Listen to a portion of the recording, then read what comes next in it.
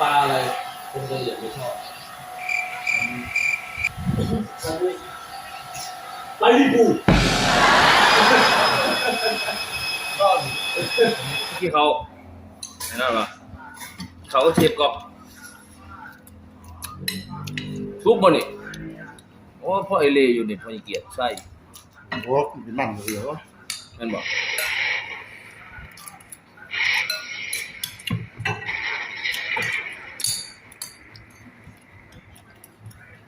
น้ำต้มหมูที่เยอะเขาเอาน้ำต้มหมู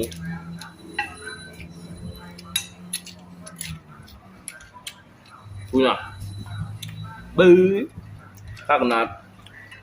นี่ลูกโดดพร้อม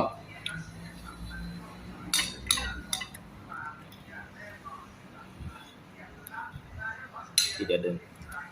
ใส่ลูกโดดไปน้ำจวดจวดเลยเนาะตัวที่แต่งอันเดียวเห็นมันโอ้ยหน่อนี่เราจะบาดด้วยเหรอเดี๋ยวเขาตีหัวเลยครับกางสมอนย่าง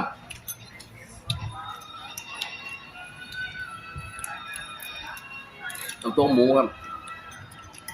กินน้ำกันแซ่บๆพี่น้อง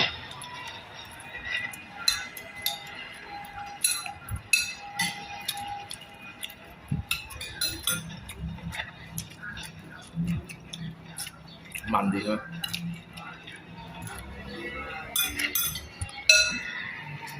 มันนี่ดีหรอมันจะตุนหายจวด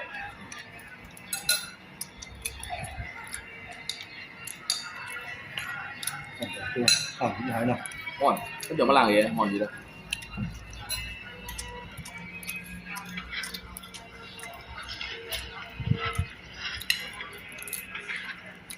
บึ้งฝากขนาด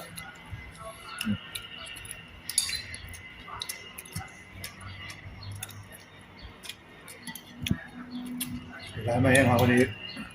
อะไรบอก มีอะไร ไม่แล้ว เราเป็นไม่ ย่องห่อนบ่ ก่อนเว้ยยังเว้น เว้นห่อนบ่ ผู้ชายมากห่อนไปเริ่มห่อนเนี่ยลึกบกเดี๋ยวเดินซ้ำอ่ะ ถ้าอยู่บ้านเขาบ่ห่อนเลย ห่อนแล้วมีต้นใหม่เว้ย เราแต่ผมใหม่ ต้นใหม่ก็มาค้ำ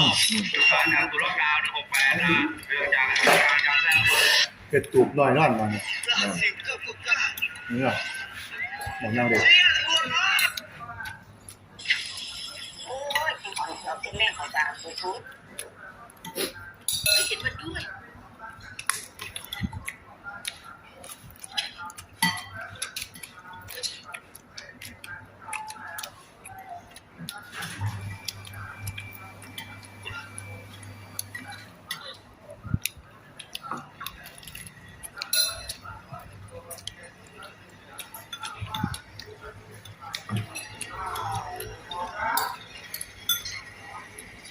เรื่องไปเลยเขามาเอาของ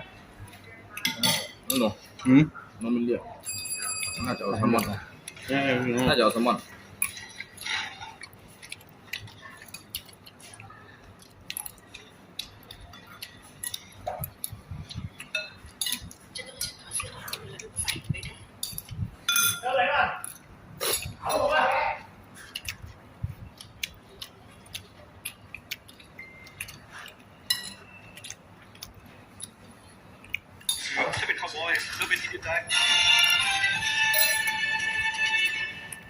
บ๊ายบาย